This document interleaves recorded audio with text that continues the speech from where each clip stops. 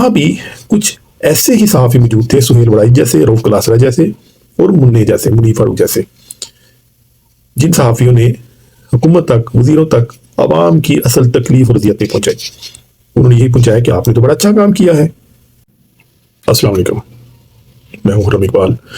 आज एक अहम बात आपसे शेयर करनी है।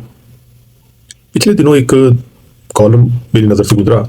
एक हमारे बहुत सीनियर सहाफ़ी हैं, गालिबन उन्हें 3 से 4 दहाइयाँ हो चुकी हैं सहाफ़त में, और अक्सर हमें सबक पढ़ा रहे होते हैं तमीज़ का, अदब का, सलीके का। तो जो उनका गुज़िश्ता कॉलम है वो बदतमीज़ लोगों के लिए, बेअदब लोगों के लिए और जिनको सलीका नहीं है बात करने का, उनके लिए एक मिसाल बनता है वो।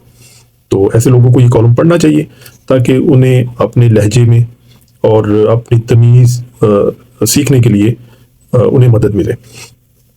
मौसूफ़ ने जो ज़ुबान पाकिस्तानी कौम के लिए, पाकिस्तानियों के लिए इस्तेमाल की है वो इंतहाई बदबूदार और इंतहाई बेखुदा और इंतहाई सतही है।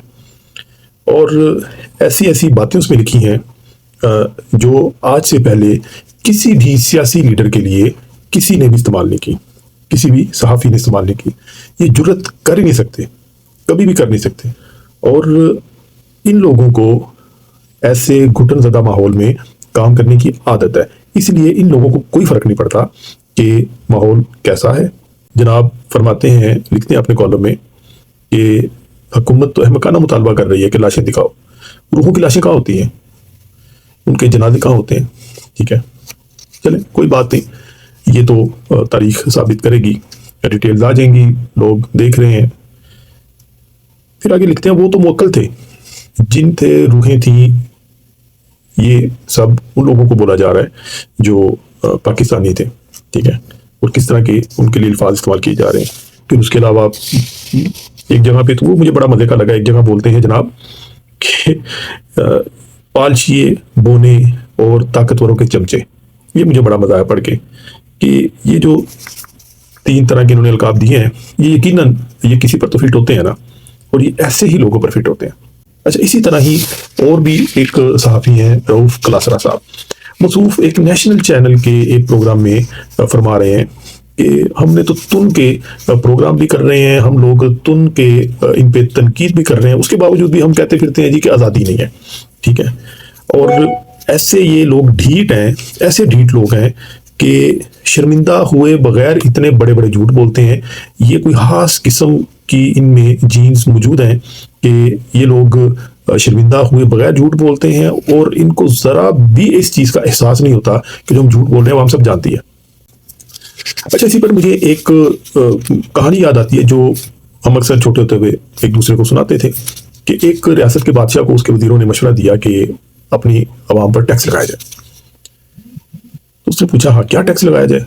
तो वजीरों ने कहा कि ये दरिया के ऊपर से पुल गुजरता है, इस पर से गुजरने वाले हर शहरी पर एक एक छितर मारने का टैक्स लगाया जाए। अच्छा, बादशाह ने कहा कि इस तरह तो लोग एहतजाज करेंगे, लोग तो हमारे खिलाफ उठ खड़े हो जाएंगे। वजीरों का कुछ नहीं होता, आवाम आदी हो चुकी है। बादशाह ने कहा ठीक है, लगा दो। तो टैक्स लगा दिया गया। तो वही हुआ जिसका डर था, लोगों ने एहतजाज शुरू कर दिया। तो बादशाह ने पूछा वजीरों से क्या माजरा है? तो वजीरों ने बताया कि माजरा ये नहीं है कि छितर क्यों मारे जा रहे हैं, माजरा ये है कि लोग चाहते हैं कि छितर मारने वाले बंदों की तादाद बढ़ाई जाए, क्योंकि एक बंदा खड़ा है और हमें देर हो जाती है काम पे पहुंचने में।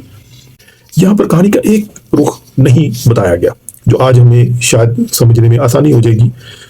वहाँ भी कुछ ऐसे ही सहाफ़ी मौजूद थे, सुहेल वड़ाई जैसे, रऊफ कलासरा जैसे और मुन्ने जैसे, मुनीर फारूक जैसे, जिन सहाफ़ियों ने हुकूमत तक, वज़ीरों तक आवाम की असल तकलीफ और अज़ियतें पहुँचाई।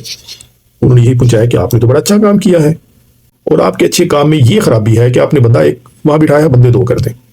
तो ऐसे सहाफ़ियों की किसी भी दौर में कमी नहीं रही है। और हमारे यहाँ तो ऐसे सहाफ़ी की कमी ही कोई नहीं है, बहुत ही ज़्यादा तादाद में पाए जाते हैं, और हर सहाफ़ी अच्छा बच्चा बनने की कोशिश में लगा हुआ है। एक और खबर नज़र से गुजरी, मौलाना फजलुर रहमान साहब। अच्छा, मौलाना साहब ने गालिबन इंडिया की फ़ौज को ललकार दिया, क्योंकि जो इनके अल्फाज हैं, जो इनकी धमकियां हैं, वो बड़ी ख़तरनाक हैं और यकीनन इंडिया की फौज के लिए ही होंगी, जिसमें वो फरमा रहे हैं जारहाना तरीके से कि वर्दी वालों, एजेंसियों वालों, हमें धमकियां ना भेजा करो, हम धमकियों से डरते नहीं, बिगड़ते हैं। शराफत से रहोगे तो शराफत से रहेंगे, बदमाशी करोगे तो हमसे बड़ा बदमाश कोई नहीं। हम तो तहम्मुल का मुजाहरा कर रहे हैं, हमने तो इन जियालों को काबू रखा हुआ है, और अगर हमने आने का फैसला किया तो तुम्हारी गोलियां खत्म हो जाएंगी, हमारे सीने खत्म नहीं होंगे। मौलाना ने इस खिताब में तो इंडिया पर हमले का भी इंदिया दे दिया। एनी हाउ, इस पर आप भी कमेंट कीजिएगा कि इंडिया की फौज इसके बारे में क्या सोच रही होगी, क्या रिएक्ट करेगी, क्या तैयारियां करेगी। अच्छा, एक और मुबैना एक सोशल मीडिया पे खबर चल रही है शाहिद अफरीदी साहब के हवाले से। जनाब फरमाते हैं कि सोशल मीडिया पर बदतमीजी और हिलाकियात से उतर कर बात होती है। लोग अपने आप को तालीम याफ्ता कहते हैं, मगर बेचारों की तरबियत नहीं है। अब पता नहीं ये सुहेल वड़ाई साहब का कॉलम इन्होंने पढ़ लिया, शायद इसलिए ये कह रहे हैं या किस वजह से। लेकिन इनकी इस ट्वीट पर कासिम सूरी साहब ने एक ट्वीट किया है। जनाब फरमाते हैं कि पालतू जानवर की रस्सी की लंबाई जानवर के मालिक ही तय करते हैं। तो इसका क्या मतलब है, आप बताइएगा कमेंट में। मेरा नाम है खुर्रम इकबाल, और कुछ चीज़ें आपसे हालात हाज़िरा के बारे में डिस्कस किया करेंगे, कुछ और भी इंटरेस्टिंग चीज़ें भी शेयर किया करेंगे। दुआ में याद रखिएगा। खुदा हाफिज़।